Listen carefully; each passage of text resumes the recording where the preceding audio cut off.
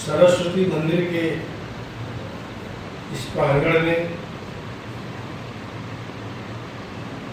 जहाँ पे विद्वज्जन मंसासीन है,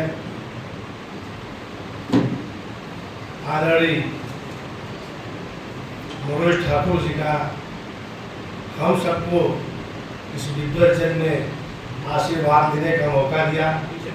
आपका बहुत बहुत आभार व्यक्त करता हूँ कि हम ऐसे लोगों को आपने इस विद्वज्जन के बीच में मंच ही नहीं दिया, बोलने का भी अवसर दिया।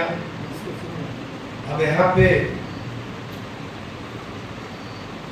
बोलना हमको लगता है कि सूरज को दीपक दिखाना होगा, ताकि जहाँ पे इतने विद्वज्जन बैठे हो, हमारे संस्कृत के विषय में चर्चा होता है। हमारे जो सनातन धर्म का सचमुच रक्षक, सनातन धर्म की उपज, सनातन धर्म के रूप में हमारे सामने बैठे हमारे भाई समान, बच्चे समान, या बालिकाएं जो आज निश्चित तौर पे यह देखने को लग रहा है कि कहीं न कहीं सनातन धर्म की रक्षा के लिए आदरणीय मनोज ठाकुर जी ने कितना प्रयास किया है, ताकि हम इस गांव में 1995 में जब मैं पहली बार प्रधान हुआ था, तब तक लगातार मैं अपना छोटा परिचय दे दूँ कि मैं 25 सालों से मैं 3 बार प्रधान था, 2 बार जिला पंचायत निर्वाचित हुआ, 5 चुनाव यहाँ से मैं आदरणीय आप सब के आशीर्वाद से निर्वाचित हुआ हूँ। लेकिन हम सामने बैठे आदरणीय मनोज ठाकुर जी के अकट जो भागीरथी प्रयास है, उसको बहुत बहुत धन्यवाद आभार व्यक्त करना चाहूँगा कि जब आप एक निज कुटिया में माता जी के आश्रम में जब आप विद्यालय के रूप देते थे, तब हम लोग से एक राय मशविरा दिया करते थे। गुरु जी से हम लोग यह कहा करते थे, गुरु जी जब भी आपको कोई आवश्यकता पड़े हम लोग को। लेकिन आज इस प्रांगण में आके जो इतना अच्छा स्वरूप देखने को मिल रहा है, निश्चित तौर पे मन गदगद और कुछ और कहने का जरूर कर रहा है कि गुरुकुल शब्द जो है ये बहुत पुराना। जब आज हम निश्चित तौर पे जब विद्यालय बच्चे को भेजते हैं तो वहाँ पे कुल नहीं होता, गुरु तो जरूर होते हैं, ये कुल नहीं होता।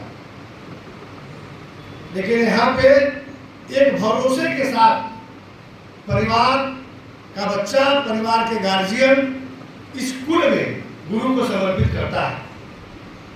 यह वो चिंता नहीं करता है कि हमारा बच्चा क्या पढ़ेगा, हमारा बच्चा व्याकरण का विद्यार्थी होगा कि वेद का होगा कि ज्योतिष का होगा। यह सब कुछ गुरु को के ऊपर निर्धारण है कि गुरु उनको कौन सी शिक्षा देके क्या बनाएगा।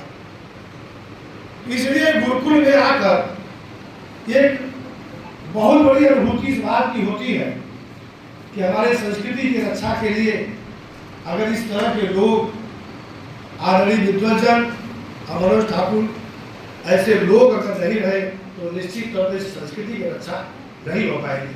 आप संस्कृति के रक्षक हैं, हम आपको भरोसा दिलाना चाहेंगे कि जब भी कभी आपको, आज नहीं, जब भी आपको हम लोग की आवश्यकता पड़े, हम लोग आपके परिवार के हैं, परिवार के रहने वाले लोग हैं, जब भी आपको लगे कि संजय मिश्रा की आवश्यकता आपको है, हम आपके साथ कंधे से कंधे मिला के चलने का काम करेंगे। और जो भी आदेश आपका होगा, जो भी आप आदेश हमको करेंगे, उस आदेश को हम स्वीकार करने का काम करेंगे। हम यह बात आपको भरोसा दिलाना चाहेंगे कि कम से कम हम लोगों की भी कुछ सहभागिता यहाँ पे हो। हम अपने परिवार को चलाने में अपने बच्चों में परेशान हैं, लेकिन आज आप इतने परिवार के बच्चों को चला रहे हैं, इतने परिवार के आप माता पिता बन के हैं, ये बहुत बड़ी बात है। और एक परिवार आप पर इतना बड़ा भरोसा करके रखा है। ऐसे बच्चों को आजकल हॉस्टल में रखने के बाद भी माता पिता निगरानी करते हैं कि मेरा बच्चा क्या कर रहा है, मेरा बच्चा कहाँ जा रहा है। लेकिन स्कूल में गुरुकुल में डालने के बाद उस माता पिता की चिंता आपकी हो जाती है, वो चिंता से मुक्त हो जाते हैं कि मेरा बच्चा क्या कर रहा है। उनको एक भरोसा होता है कि हमारा बच्चा गया है तो निश्चित तौर पे उस गुरु के सानिध्य में, उस गुरु के साथ रहने में एक अच्छा बन के निकलेगा और राष्ट्र का निर्माण करेगा, राष्ट्र में अच्छी भागीदारी करेगा। इसीलिए कभी गुरु के ऊपर इतना भरोसा भगवान राम ने किया कि जब सब कुछ करने के बाद अयोध्या में आए तो लोगों ने पूछा यह आपने कैसे कैसे विजय हासिल किया, तो उनका केवल एक शब्द था कि गुरु वशिष्ठ कुल पूज्य हमारे, इनके कृपा दरुदर हमारे। तो ये हमारी बातें हैं। मर्यादा पुरुषोत्तम राम ने भी इस बात का भरोसा किया और कभी यह बात नहीं सोचे। आज रामचरितमानस में अगर बात कर लिया जाए, सचमुच अगर समाजवाद की स्थापना है तो रामचरितमानस में है। रामचरितमानस में बता दिया गया कि भाई परिवार को कैसे चलाना है, अपने पिता की आज्ञा को कैसे मानना है। गुरु वशिष्ठ तो बहुत ऊपर थे, पिता की आज्ञा को कैसे माना है। एक भाई के ऊपर अगर कुछ होता है तो भाई सर्वस्व निछावर करके अपने भाई के साथ चला जाता है। यह समाजवाद था। भगवान राम चाहते तो निश्चित तौर पे अपने उस लड़ाई में बड़े बड़े राजाओं के भी बुला सकते थे, लेकिन नहीं। उन्होंने कोल भील, रीछ मानव, जो समाज के अंतिम तबके के व्यक्ति थे, उनके साथ विजय करके यह हासिल किया कि समाज के हर तबके की आवश्यकता इस समाज में है। और समाज का हर तबका का व्यक्ति अगर आपके साथ है तो निश्चित तौर पे समाज बहुत आगे जाएगा। इन्हीं शब्दों के साथ हम